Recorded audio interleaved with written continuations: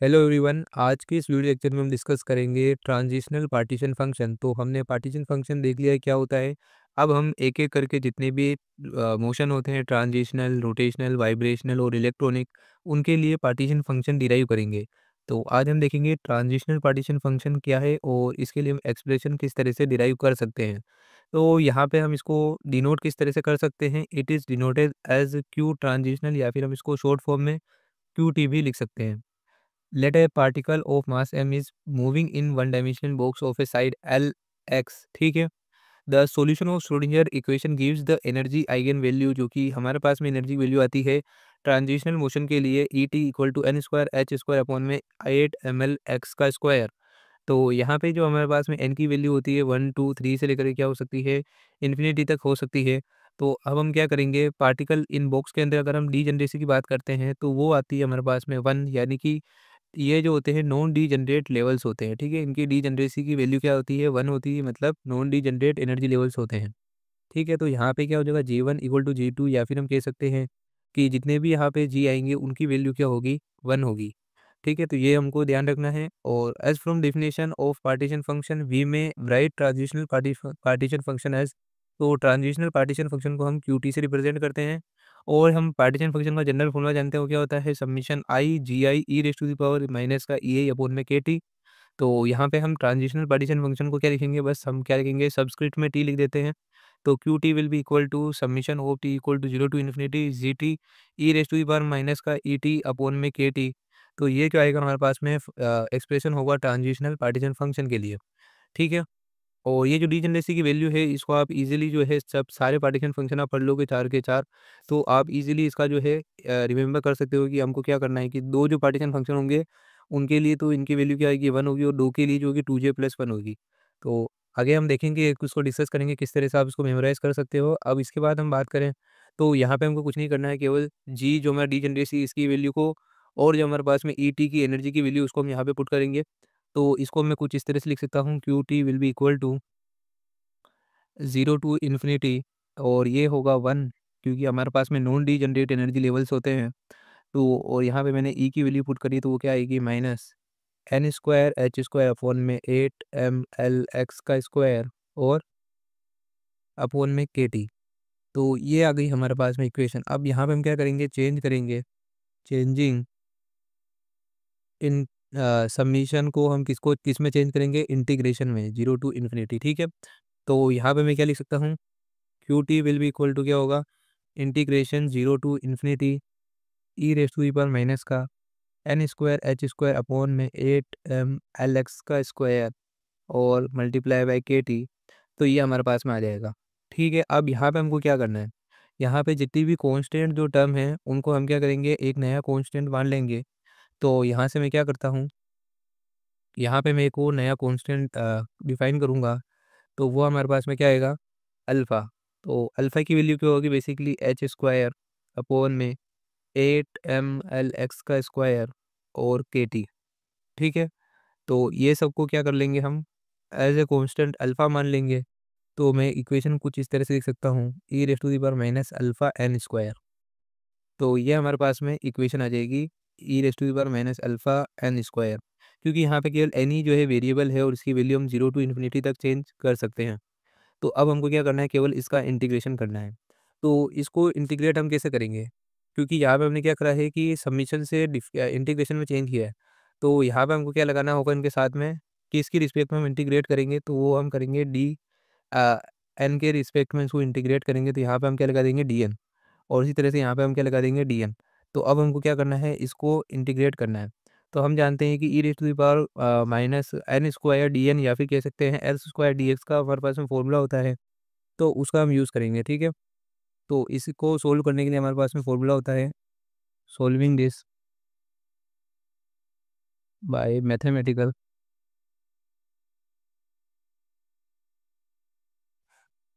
Formula. तो mathematical formula हमारे पास में होता है, तो इसके लिए हमारे पास में फॉर्मूला होता है, उससे हमारे पास में वैल्यू निकलती है जो कि आएगी हमारे पास में E raise to the power minus alpha N square D N का अगर हम इंटीग्रेट करेंगे तो इसकी वैल्यू आएगी हमारे पास में 1/2 और under the root pi upon में अल्फ़ा, ठीक है, तो जब हम इसको इंटीग्रेशन को सोल्व करते हैं तो ये वैल्यू हमारे पास में निकल के आती है। तो क्यू टी को हम किस तरह से लिख सकते हैं? तो क्यू टी को हम यहाँ पे लिख सकते हैं, क्यू टी को हम यहाँ पे लिख सकते हैं 1/2 under the root pi upon में अल्फ़ा, या फिर हम अल्फ़ा की वैल्यू अगर इसमें पुट करें तो हम क्या लिख सकते हैं 1/2 under the root pi upon में, यहाँ पे अल्फ़ा की वैल्यू ये है, तो अगर हम इसको रखेंगे तो क्या हो जाएगा एच स्क्वायर, और बाकी जो टर्म है इसके नीचे है वो ऊपर चली जाएगी 8 ml x का स्क्वायर और मल्टीप्लाई बाय के टी, ये सब क्या है अंडर द रूट के अंदर है। तो यहाँ से हम क्या लिख सकते हैं Q T will be equal to H square है तो ये अंडर रूट से बाहर आ जाएगा, और 8 को हम क्या लिख सकते हैं 2 × 2 × 2, तो ये जो है बाहर निकल जाएगा 2 और एक 2 अंदर रह जाएगा, तो इस तरह से हम लिख सकते हैं 1/2 मल्टीप्लाई बाय 2 और अंडर द रूट एक 2 अंदर रहेगा 2 पाई एज इट इज़, ठीक है, और एम एज इट इज़ रहेगा, के एज इट इज़ रहेगा और टी एज इट इज़ रहेगा अंदर अंडर द रूट के अंदर, और एल एक्स स्क्वायर है तो यहाँ पे क्या होगा एल एक्स बाहर आ जाएगा, और अपॉन में क्या आ जाएगा एच, यहाँ से 2 कैंसिल हो जाएगा। तो क्यू टी को हम किस तरह से लिख सकते हैं under the root 2 pi m K T और एल एक्स अपॉन में एच, ठीक है, तो इस तरह से हम जो है क्यू टी को लिख सकते हैं under the root 2 pi m K T और मल्टीप्लाई एल एक्स अपॉन में एच।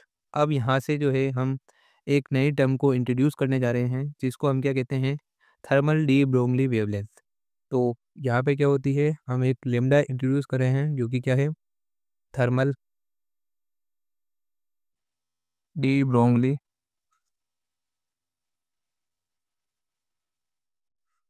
वेवलेंथ। तो ये जो होती है lambda thermal de Broglie wavelength होती है, और उसकी जो वैल्यू होती है हमारे पास में वो क्या होती है, एक बार मैं इसको किस तरह से रिलेट कर सकता है वो बता देता हूँ। तो यहाँ पे हमारे पास में क्यू टी की वैल्यू क्या आ रही है एल एक्स, ठीक है, इसको तो कांस्टेंट मान लो, ये हो रही है एल एक्स, और हम जानते हैं एल क्या है, एल हमारे पास में है एक तरह की लेंथ। तो अगर ये लेंथ है तो इसकी जो डायमेंशन होगी सीएम होगी, लेकिन हम जब इसकी प्रॉपर्टीज़ पढ़ते हैं तो हम देखते हैं कि क्यू टी या फिर क्यू जो होता है पार्टीशन फंक्शन वो होता है डायमेंशन लेस। तो अगर हम इसको डायमेंशन लेस करना चाहें तो हम इसको क्या करना पड़ेगा, इसको लेंथ से डिवाइड करना पड़ेगा, तभी ये जो होगा सेंटीमीटर्स या फिर हम कह सकते हैं मीटर से मीटर कैंसल होगा, और ये क्या आएगा डायमेंशन लेस वैल्यू आएगी।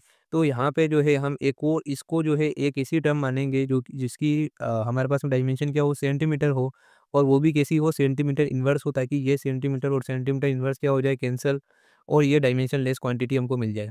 तो ऐसी इसलिए हमने क्या करा लेमडा को माना थर्मल डी ब्रोगली वेवलेंथ, जिसकी हमारे पास में डायमेंशन क्या होगी इन लेंथ की जो होगी डायमेंशन होगी, तो इसको हम क्या मानेंगे H upon under the root 2 pi m K T.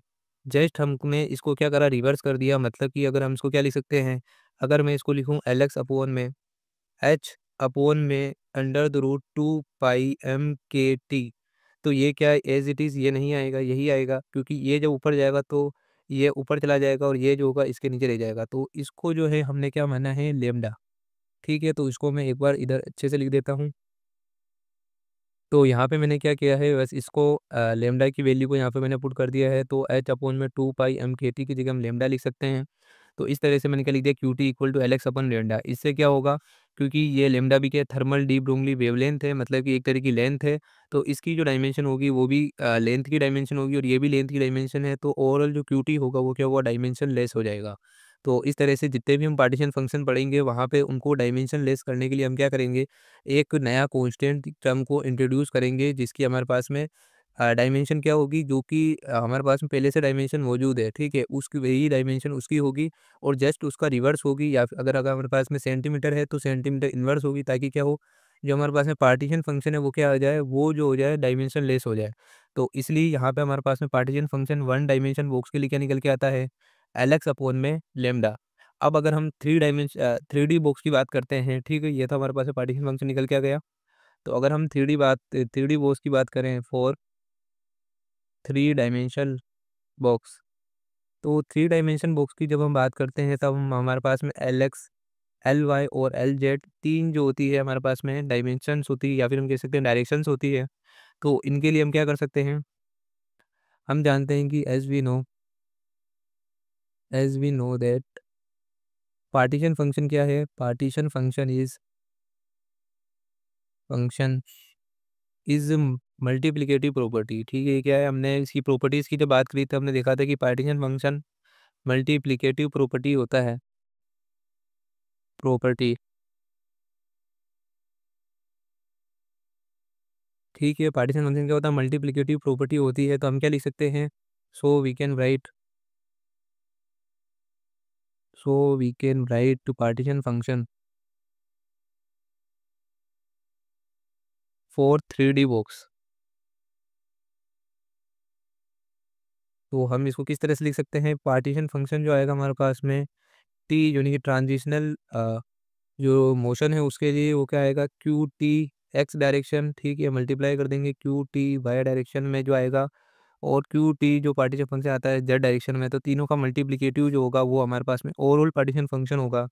तो यहाँ पे हमारे पास में एक्स डायरेक्शन क्या निकल के आया था, 2 √2 पाई m के टी, और अपोन में था एच मल्टीप्लाई एल एक्स, और इसी तरह से ये निकल के आया था √2 pi m K T, upon में ये एच एज इट इज़ रहेगा, बस यहाँ पे एल वाई हो जाएगा, और इसी तरह से ये एक और बार 2 pi m K T, upon में क्या हो जाएगा एच, और बस यहाँ पे एल जेड आ जाएगा। अब हम जानते हैं कि ये अंडर द रूट का मतलब होता है कि इसकी पावर क्या होगी, 1/2 होगी, ठीक है। तो इसको हम क्या लिख सकते हैं, इसकी पावर 1/2 है और ये 3 बार आ रहा है। तो एक बार मैं आपको एज़ इट इज़ ऐसे ही लिख के बता देता हूँ, उसके बाद में बताऊँगा √2 पाई m के टी, ठीक है, अपॉन में एच 3 बार आ रहा है तो हमने इसका क्यूब कर दिया, और बाकी बचा हमारे पास में एल एक्स, एल वाई और एल जेड। तो यहाँ पे इसकी पावर क्या होती है, 1/2 होती है। तो इसकी पावर जो हो जाएगी, इस टोटल की पावर क्या हो जाएगी, 3/2 हो जाएगी, और इसकी पावर क्या हो जाएगी, 3, ठीक है। तो या तो हम इसको एज़ इट इज़ रहने देते हैं, ठीक है। और ये जो होता है हमारे पास में L X, L Y, L Z, इसको हम क्या कहते हैं, वॉल्यूम एलिमेंट, और इसको हम रिप्रेजेंट करते हैं वी से। तो ये हमारे पास में क्या आ जाएगा, एल एक्स, एल वाई और एल जेड। तो ये होता है वॉल्यूम एलिमेंट। तो इस तरह से हमारे पास में क्या आ जाएगी, √2 pi m K T, upon में एच का क्यूब, और वॉल्यूम एलिमेंट। और हम जानते हैं कि हमने थर्मल डी ब्रोगली वेवलेंथ को किस तरह से डिफाइन किया था, एच अपॉन में √2 पाई m के टी। तो जब हम यहाँ पे इसकी वैल्यू को पुट करते हैं तो क्यू टी हमारे पास में क्या निकल के आता है, वी अपॉन में, ठीक है, वी अपॉन में लेमडा का क्यूब। किस तरह से आई है, अगर आप क्या करोगे, इसको 1 अपॉन में लिख के देखो तो ये हमारे पास में क्या आएगा। तो इसको हम इस तरह से लिख सकते हैं, 1 अपॉन में एच अपॉन में √2 पाई m के टी। ये इसमें कोई डिफरेंस नहीं है, अगर आप इसको ऊपर भेजोगे तो सेम ये चीज़ आएगी, तो हम इसको इस तरह से लिख सकते हैं। और ये जो होती है लेमडा की वैल्यू होती है, तो जस्ट हमने यही चीज़ करी है। तो क्यू टी की वैल्यू हमारे पास में क्या निकल के आ जाएगी, वी जो कि वॉल्यूम एलिमेंट है, अपॉन में क्या हो जाएगा, लेमडा का क्यूब। तो ये जो होता है थर्मल डी ब्रोगली वेवलेंथ है, और ये जो पार्टीशन फंक्शन है किसके लिए है, 3D बॉक्स के लिए। तो इस तरह से जो है हम पार्टीशन फंक्शन निकालते हैं किसके लिए, ये जो है ट्रांजिशनल मोशन के लिए पार्टीशन फंक्शन निकालते हैं। और इसे हम क्या कहते हैं, ट्रांजिशनल पार्टीशन फंक्शन। इसमें आपको 2 फॉर्मूले देखने को मिलते हैं। फर्स्ट हमारे पास में वन डायमेंशन बॉक्स के लिए, और सेकंड जो होता है 3 डायमेंशन बॉक्स के लिए। आई होप कि ये वीडियो आपको हेल्पफुल लगा होगा, तो वीडियो को लाइक करें और हमारे चैनल को सब्सक्राइब करें। Thanks for watching.